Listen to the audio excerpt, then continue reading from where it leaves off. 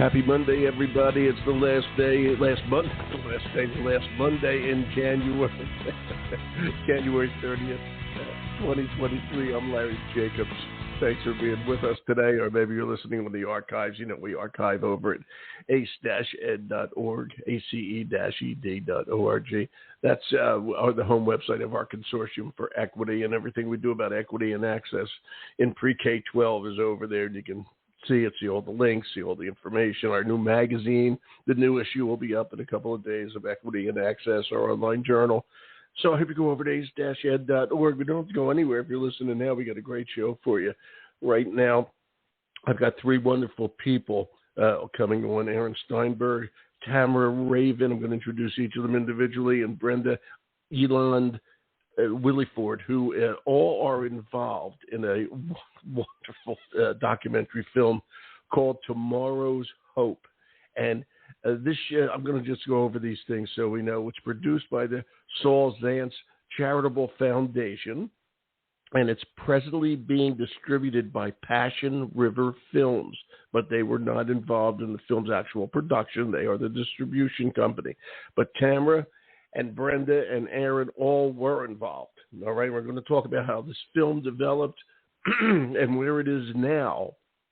Okay, it's all about high quality preschool in the Chicago and south side of Chicago at Robert Taylor Homes is where it started, and how this school went from nothing to something and gave these kids an amazing opportunity, talking about the value of solid preschool education and the difference it makes. And that's what we're really going to be talking about here. And we've been singing that song for a long, long time.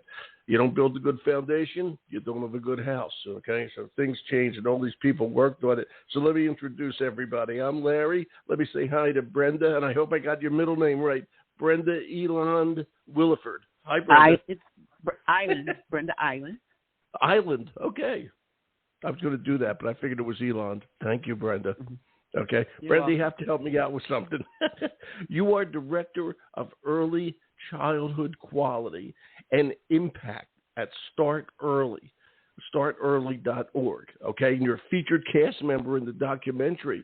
I want to just put those two things into perspective. What's Start Early? I'm trying to, I looked up on the website, saw that it's a nice nonprofit. Tell me about it. That's where you are now. Yes, I'm with Start Early organization, and it's a non-for-profit social service organization that supports the healthy development and growth of young children and their families. I've worked at Start Early now for 32 years, and it really is a wonderful organization that works with children starting from before birth, because we have a doula programs and home visiting programs, and we work all the way through to the age 5 with children and families. We have preschool, early Head Start programs that we directly operate, and we work with programs and schools all across the United States. So we have a core group of schools called the Educare schools that are in, there are about 25 of those Educare schools across the country, and we provide technical assistance, support, training. We work directly with those programs to support their work that they're doing with children and families within their communities and schools. Startearly.org, and I think I can safely say that Brenda is going to go to heaven. You are wonderful, Brenda. What you've been doing all these years is just thank great. You so much.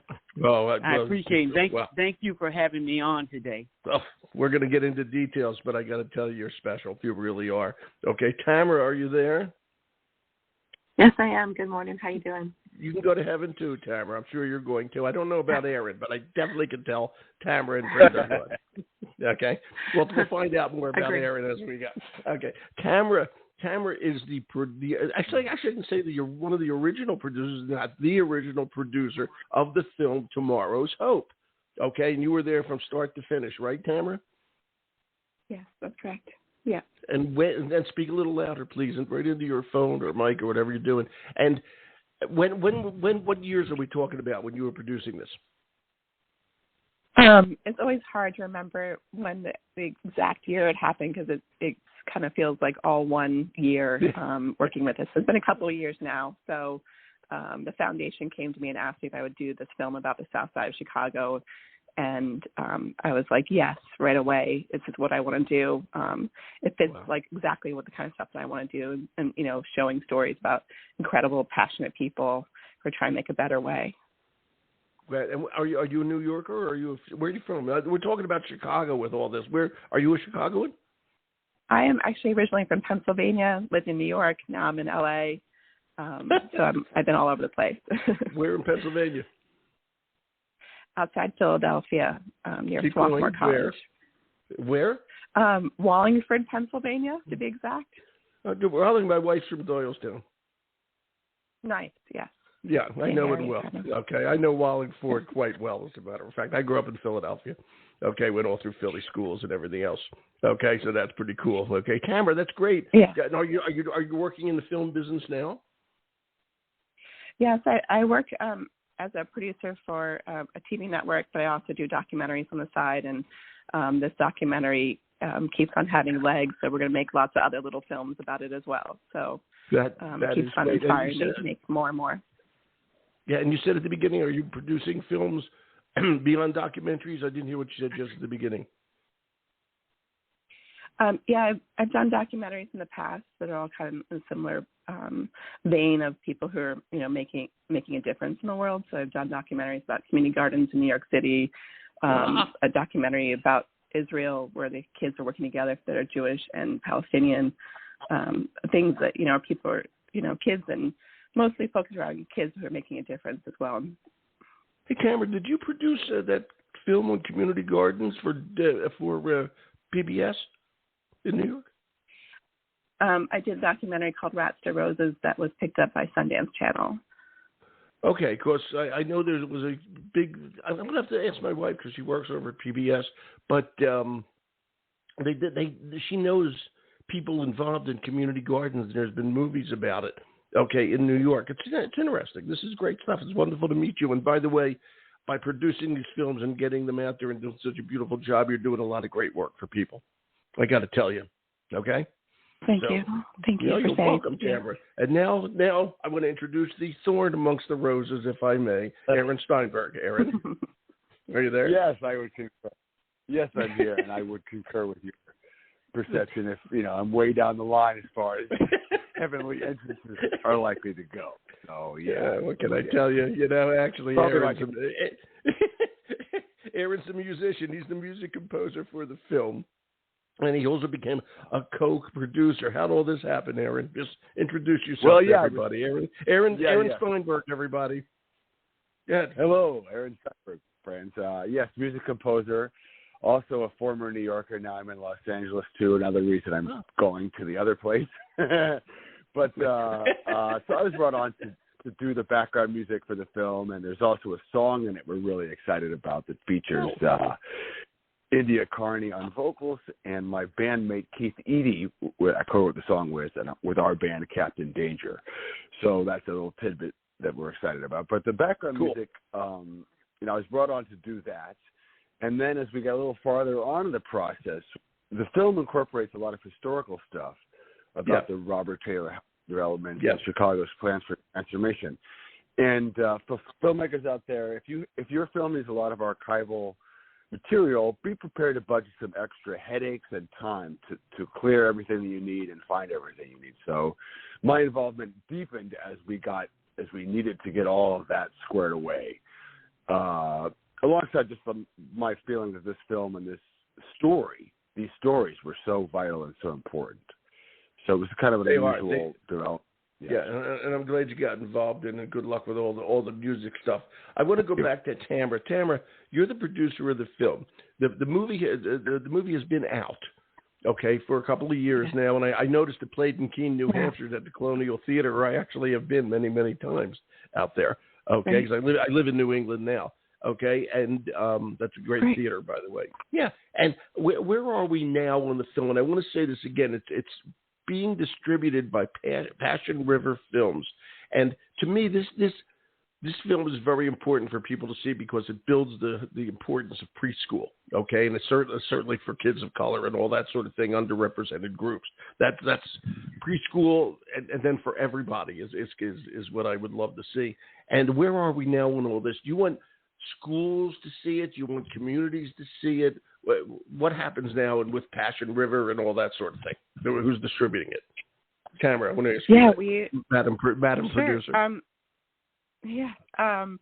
We are going to be on TVOD, which is going to be iTunes, Amazon, Apple TV in March. You can order it there.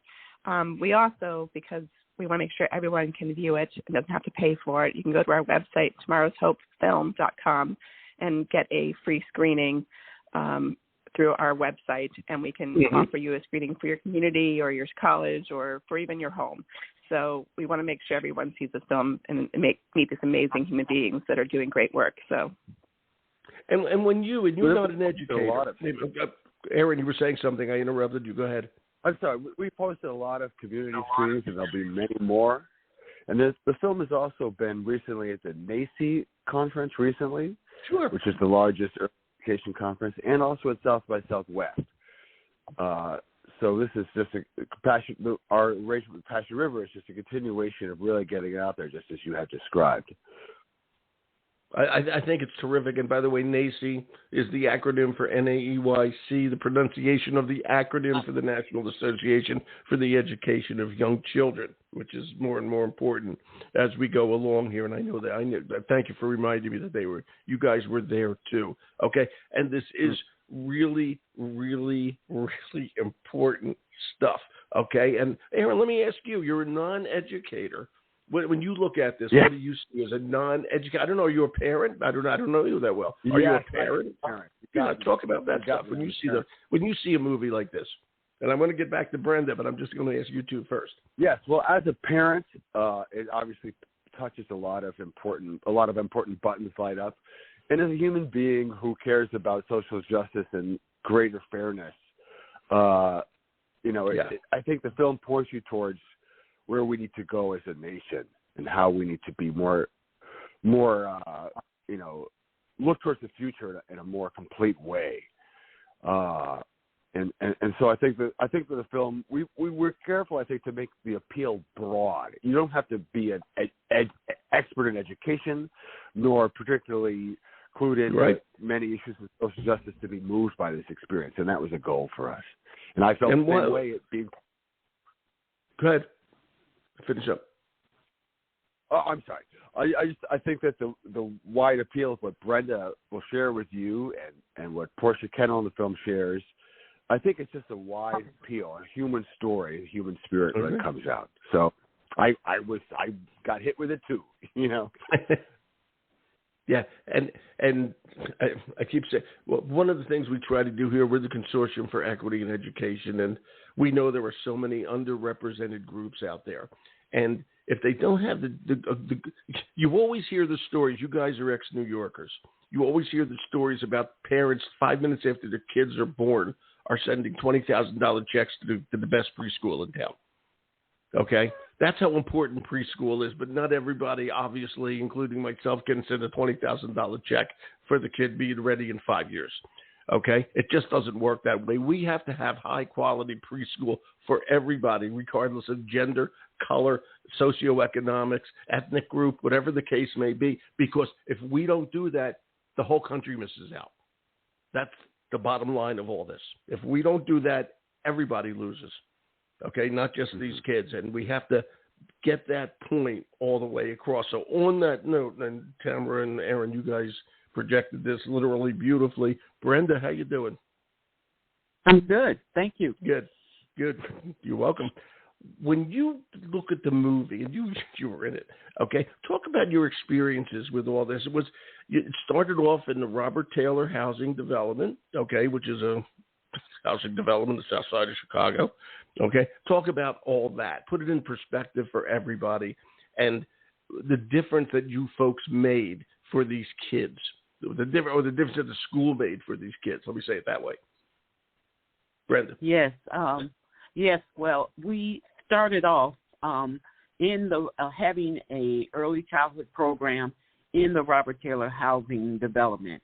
This development no longer exists in Chicago. I didn't think so. It was demolished during a time where we were really working hard to provide early childhood services for the children. We were working with parents to provide supports, training, medical services. And at that time, the housing development was really not in the best of conditions. As a matter of fact, the conditions to say the least were deplorable. They weren't taking care of the development. There was a lot of gang activity, drug activity. So we decided early on that we as an organization needed to leave the Robert Taylor Housing Development and create the school outside of the development. Time we were making that decision, they were deciding to tear the Robert Taylor Housing Development down because it was in such deplorable condition. We were able to find a place, space, land within the community because it was very important for us as an organization to remain in the community. We wanted to continue to support the families in the community. So it was important that we found land in the community to build a school on, which is now the Educare School, so that we could continue to stay in the community and support the children and families. The children and families that were coming to our school within the Robert Taylor Housing Development made a point to share with us that they really wanted to continue with us. They had developed really close relationships, and we were doing some wonderful things with supporting their children and supporting them as families. So it was very important to the families that we remained in the community. So we left the development. It was being torn down. We found the land. We built our Educare School, and as they say, if you build it, they will come, and that is exactly what happened.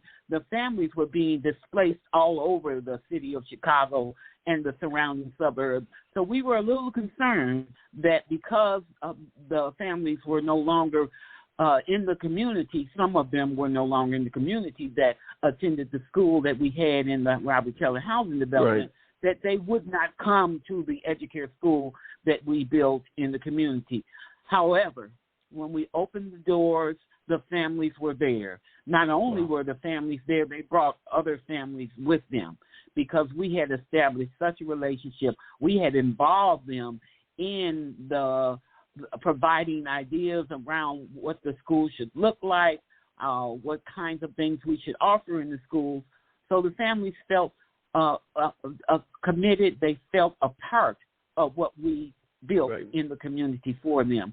So they came to the Educare School, and it was very important that they not only come to the school, but they continue to share within the community what the school was about, the comprehensive high-quality services that we provided to the families within the community. So it became quite a successful place for the families to come because they knew that we were there to partner with them, to have them be involved in the schools.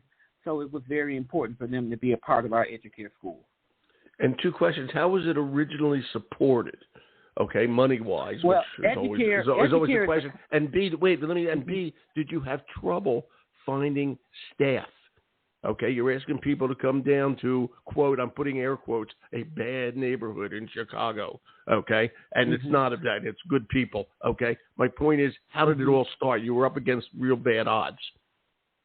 Yes, well, Educare it's a comprehensive early childhood school, which is funded. We're funded by Head Start and Early Head Start funds, as well as private funding and state funding. So that's how we were able to provide services. Wonderful. Was it hard to get staff to come and work at the Educare School? Yes, it was. It was a challenge. We did a lot of recruiting of staff.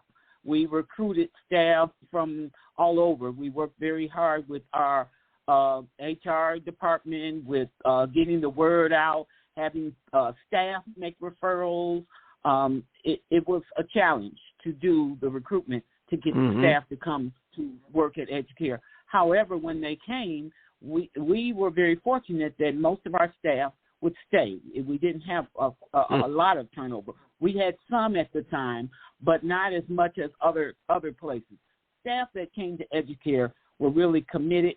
They were dedicated. They wanted to do this work. They knew that the compensation wasn't what it really needed to be, but we were able to keep staff at Educare because we did several things. Our agency, which is now Start Early, was able to offer really good benefits. We were able to offer the kind of time off with sick time, mental health days, vacation days. We offered opportunities, many opportunities for staff to receive training, to get the kind of support they needed in the program. We were well resourced in the sense that we not only had teachers, we had family support staff, we had coordinators that worked with the families, we worked with the community. So there were other incentives and benefits that we were able to offer that not only we were able to attract staff, but we were able to keep staff. Now, what years are we talking about, Brenda? What years are we talking about at the beginning? Well, I'm talking describing the time that the film that we filmed, Tomorrow's Hope, and the time before that. So it was in the early 2000s,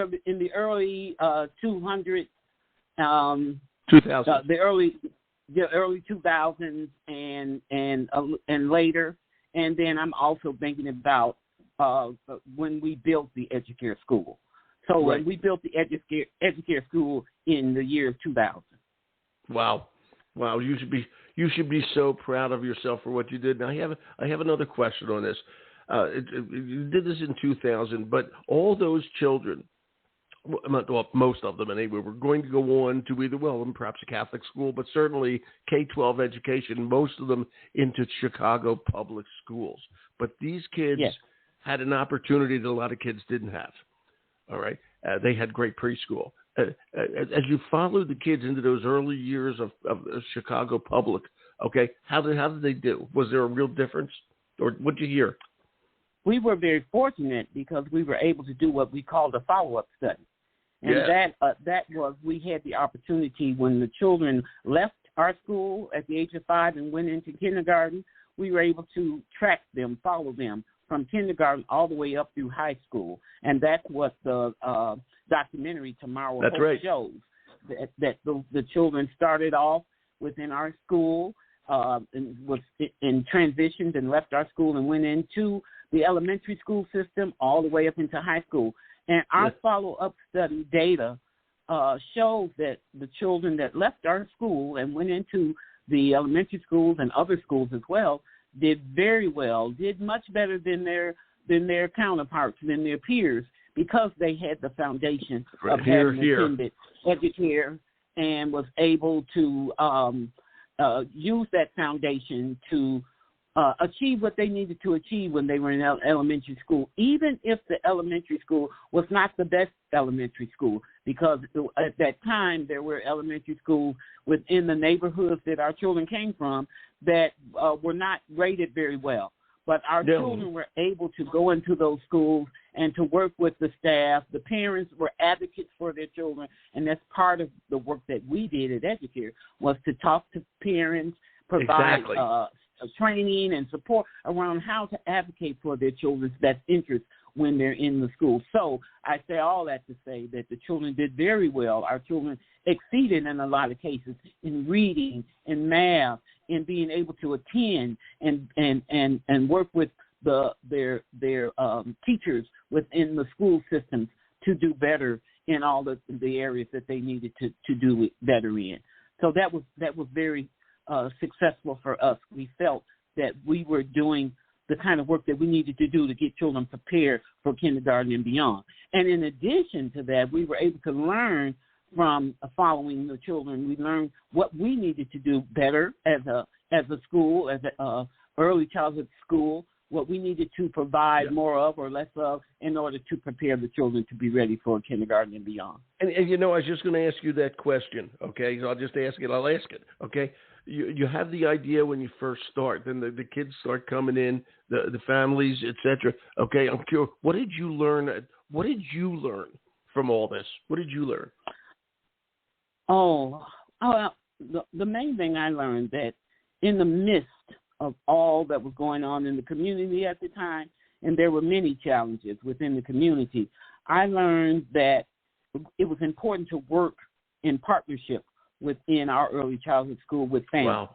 It was important to work in partnership with families to create what some called in the neighborhoods a beacon of hope and support. That's what they refer to our school as.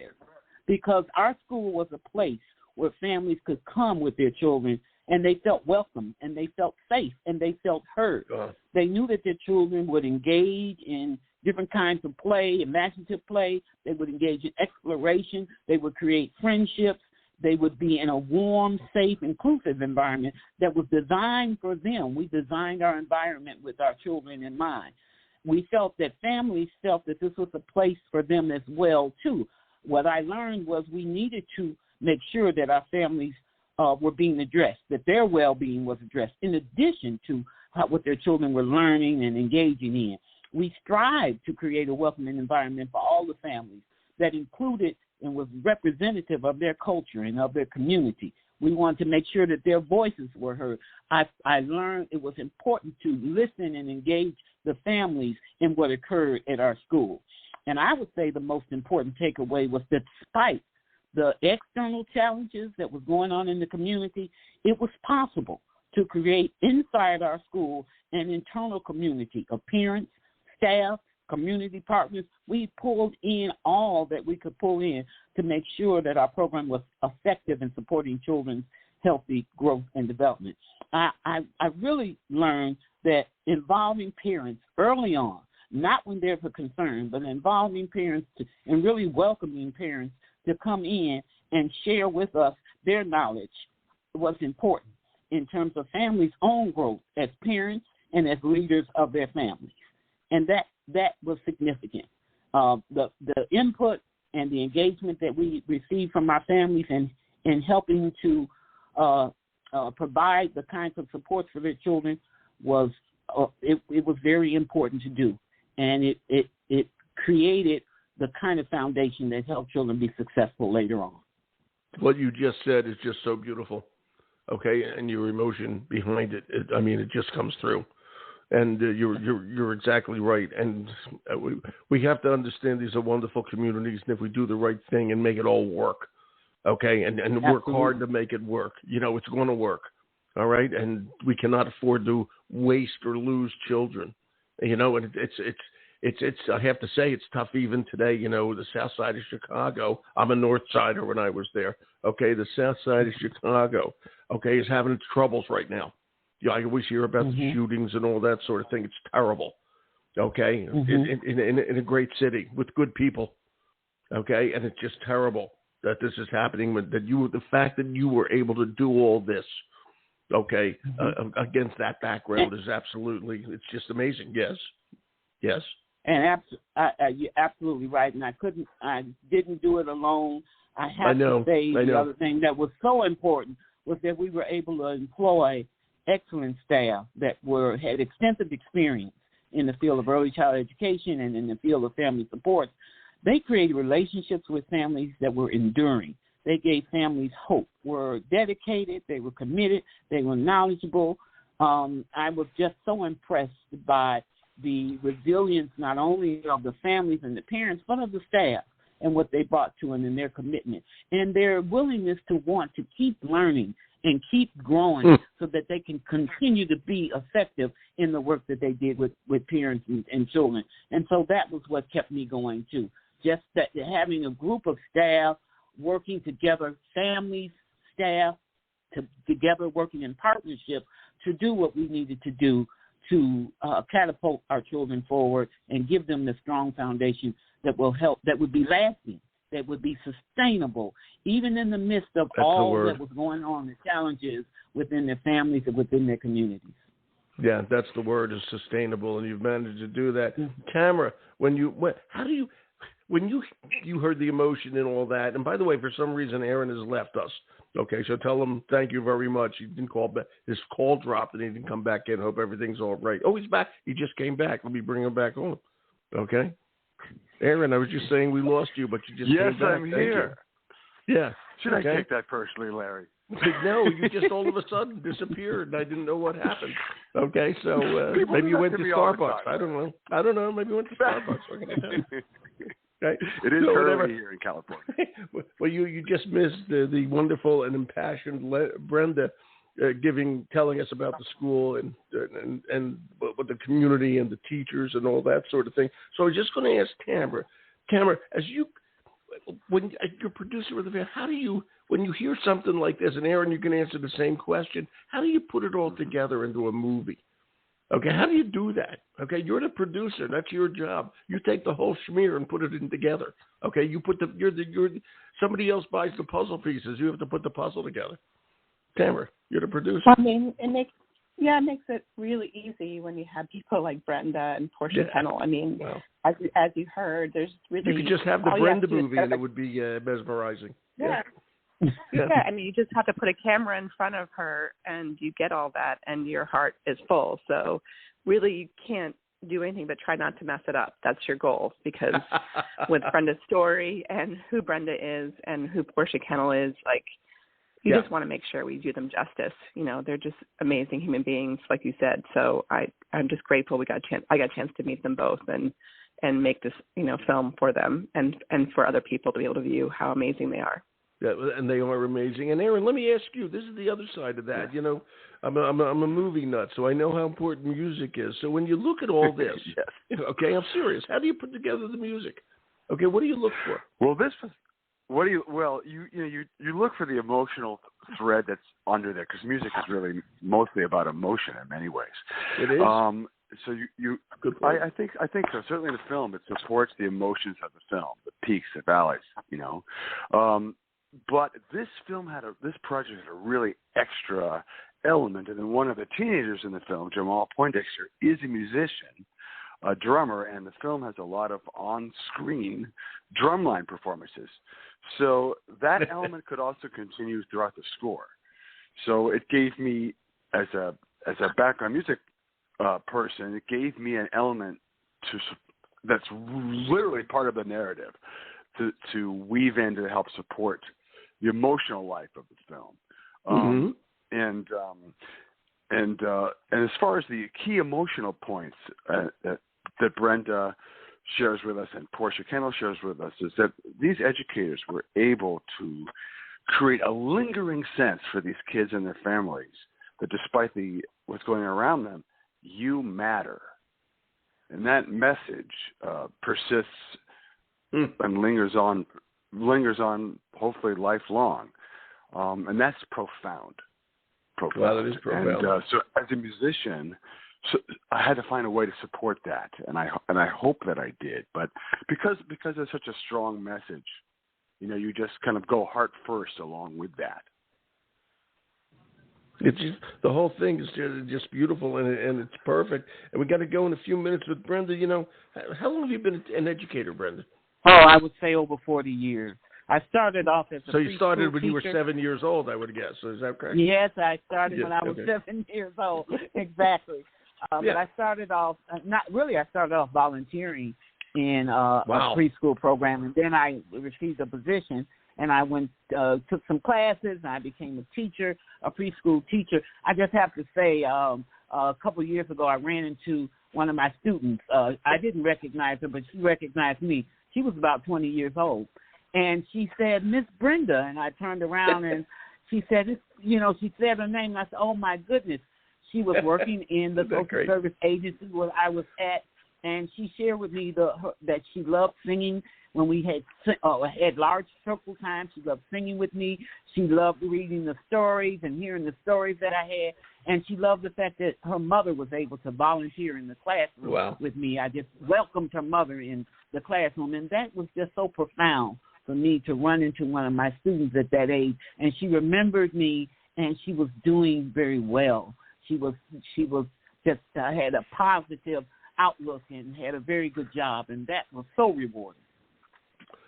Well, Your life has got to be filled with rewards. I mean, the work that you and your colleagues have done is just incredible. Now the work Tamra and Aaron have put together for the movie, we got to go, gang. But it's Tomorrow's Hope. Okay, and I have it here on the website, but it's tomorrowshopefilm.com. That's the website. tomorrowshopefilm.com. Okay. Good luck with the rest of it. I mean, you guys have just you're changing the world. Okay, Brenda, really, you're making it a better world. Thank you so much. Yeah, Thank you so much for having me on today. Oh, are you kidding me? You're welcome. You, by the way, I might add, I'm sorry about the Bears, Brenda. Sorry, Brenda. We have hope. They will do better. We have hope.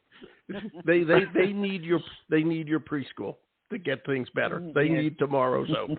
That's all there is to it. I mean, you're all kidding aside there. You guys are just great. Thank you. Best of luck to all of you with all this, and we'll do all we can here to continue talking about it. All right. Thank you, Brenda. Thank you, Tamra. Thank you, Aaron. Oh, you're welcome. Thank Bye, you guys. so much.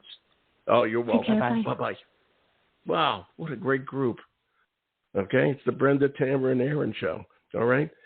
Check it all out, everybody. It is worth watching, worth seeing, worth remembering.